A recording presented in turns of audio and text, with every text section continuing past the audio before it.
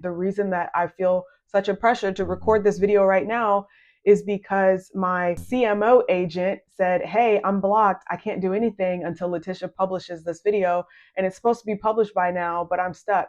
The idea for this video came about because I've been building out AI agents to help me with every part of my job and also to help me get back into recording content. And, as I'm building all of this stuff, it made me think that, well, doesn't that mean that I'll be working less?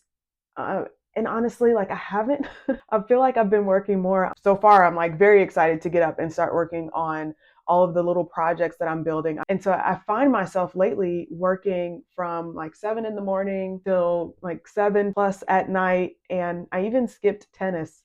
I know, shocker. I even skipped tennis the other day because I was like, I really want to work on this thing. One of the things that I've noticed and that I've just been observing lately is that if we all suddenly become super productive because we're using AI agents or we're using AI in our workflows, is that going to cause us to work less or work more? So with that said, even though I am spending 12+ hours a day working on not only building the actual agents to do the work, but then there's some things that I actually have to do the work now because the agent and automation is not ready yet. I still feel like my end state is going to be now I can have space for one thing that AI agents can't do, and that's interact in person.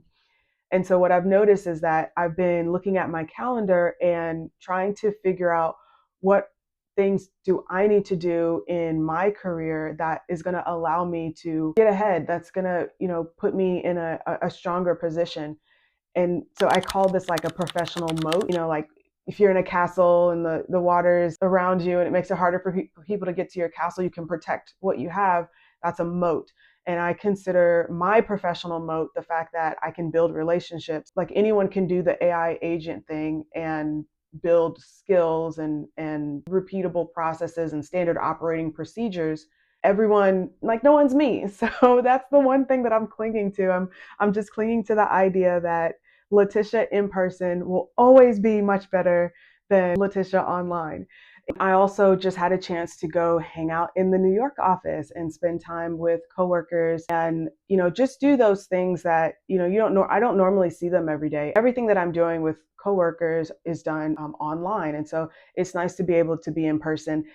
And so what I'm realizing, as I keep paying attention to what's happening in the industry, how AI is supporting people to do their jobs better or faster, and how sometimes it's replacing people, it's just really important for me to ensure that I continue developing this professional moat, because I believe that trust is one thing that cannot be replicated only online. There's a big part of it that comes from being in person. So I'm realizing that that is my professional moat, not the hours that I log, not the output that I'm providing, not the docs and spreadsheets that I work on, but it's being able to call someone, have them pick up, being able to message someone.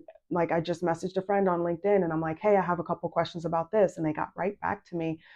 Being able to host a dinner and actually call people that are in my network and have a conversation with them, or just an email invite, and they actually come in and show up.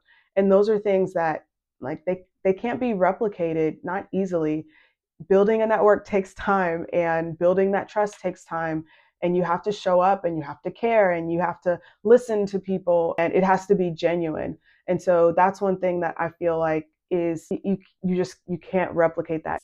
Building a network and building a professional moat in a relationship, for me, really comes back to the idea that a friendship doesn't have to necessarily be we chat on the phone all day, every day, and I tell you my business. It's simply, do I know this person? Do I like this person? Do I trust this person? Am I willing to spend time with this person? Do I like them enough in order to tell other people about them or help them when they need help?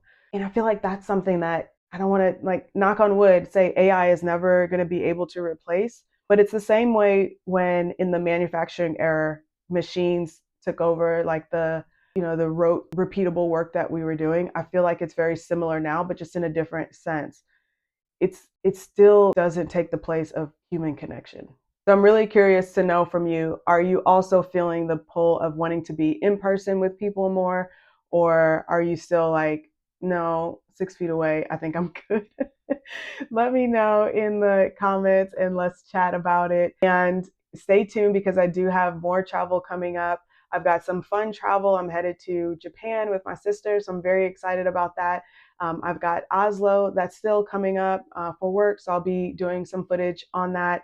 And I'll be headed back to New York in a couple of months as well. So in the meantime, thanks so much for watching. Don't forget to like, subscribe, and I'll see you in the next one. Okay, bye.